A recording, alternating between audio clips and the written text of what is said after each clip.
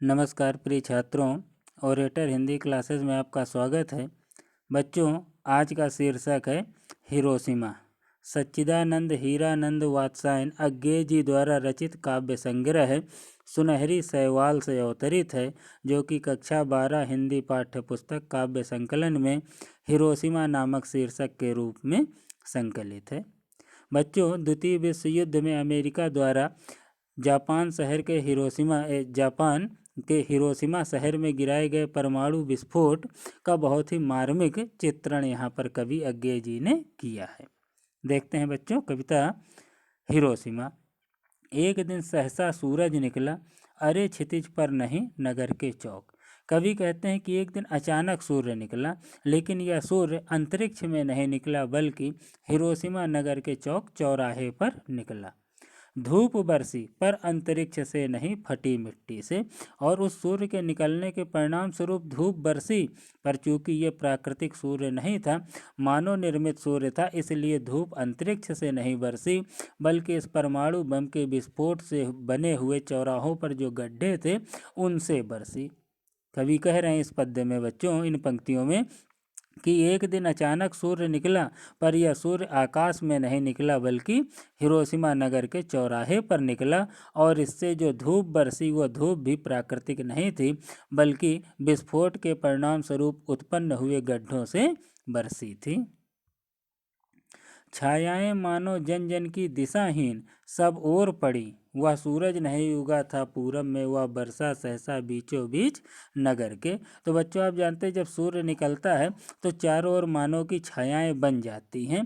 तो यहाँ पर क्या कह रहे हैं, छायाएं मानो जन की दिशाहीन, किंतु यह प्राकृतिक सूर्य न होकर के मानव निर्मित सूर्य था, इसलिए इसके विस्फोट से चारों ओर त्रासदी फैल गई और जो मानव की छायाएं बन रही थी वो निश्चित न होकर के दिशाहीन थी, यानी मनुष्य व्याकुल होकर के इधर उधर भाग रहा था और उसकी जो छायाएं पृथ्वी पर बन रही थी वो सब दिशाहीन बन रही थी।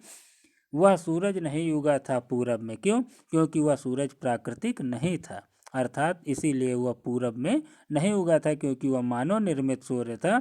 वह बरसा सहसा बीचों बीच नगर के, वह परमाणु विस्फोट के रूप में हिरोशिमा नगर के बीचों बीच में बरसा था, प्राकृतिक सूर्य न होकर के, अतः वह पूर्व में उदय नहीं हुआ था। काल सूर्य के रथ के पहियों के ज्यों, अरे टूट कर बिखर गए हों दसों दिशा में। ठीक बच्चों, प्राकृतिक सूर्य नहीं था, इसीलिए काल सूर्य के रूप में वर्णन किया गया है। क्यों? क्योंकि जो प्राकृतिक सूर्य है वो मानवता के विकास के लिए होता है, जब किसने मानवता का ही नाश किया है या विनाश किया है। तो काल सूर्य के रूप में कवि ने यहाँ पर कहा है कि ऐसा भयंकर विस्फोट हुआ जैसे सूर्य के रथ के सभी पहियों के डंडे टूटकर दसों दिशाओं में बिखर गए हों। और कुछ क्षण का हुआ उदय अस्त, अर्थात जैसा कि प्राकृतिक सूर्य एक निश्चित समय अंतराल में उदय और अस्त होता है, यह सूर्य उस नियम का पालन नहीं किया बल्कि इसका उदय और अस्त का समय तो कुछ क्षण का ही था, केवल एक प्रज्वलित क्षण की। और उसी एक क्षण में इसकी जो प्रज्वलित थी, इसकी जो जलन थी, दृश्य सोख लेने वाली दोपहरी, फिर वह जो भी दृश्य था ऐसा लग रहा था उन सभी को सोख लिया हो, अर्थात जो कुछ भी चारों ओर था, मानवता जो भी थी, उस पूरी मानवता को ऐसा लग रहा था कि उस मानव निर्मित सूर्य ने लील लिया हो। अर्थात कवि ने यहाँ पर बताया है कि परमाणु विस्फोट इतना भयंकर था जैसे सूर्य के रथ के पहियों के डंडे टूटकर दसों दिशाओं में फैल गए हों और सभी दृश्य को उसने अपने अंदर समेट लिया हो, यानी पूरी तरह से मानवता का विनाश कर दिया हो।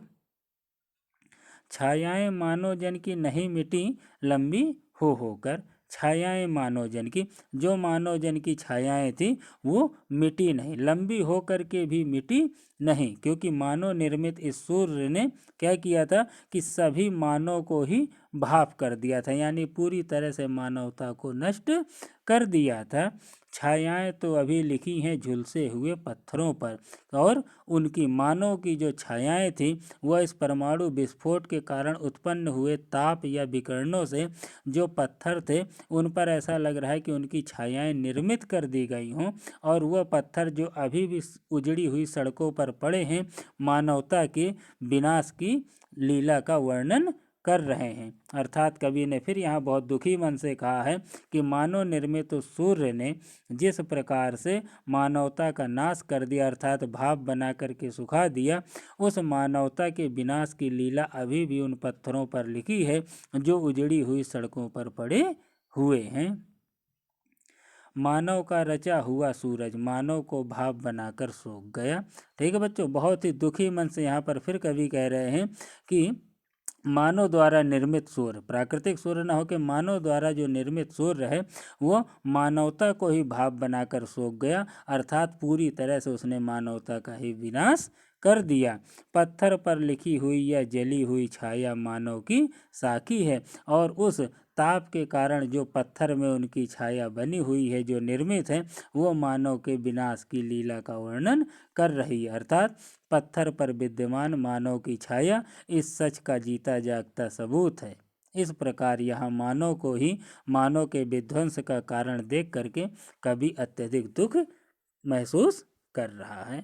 ठीक है बच्चों, वीडियो को लाइक, शेयर और सब्सक्राइब जरूर करें।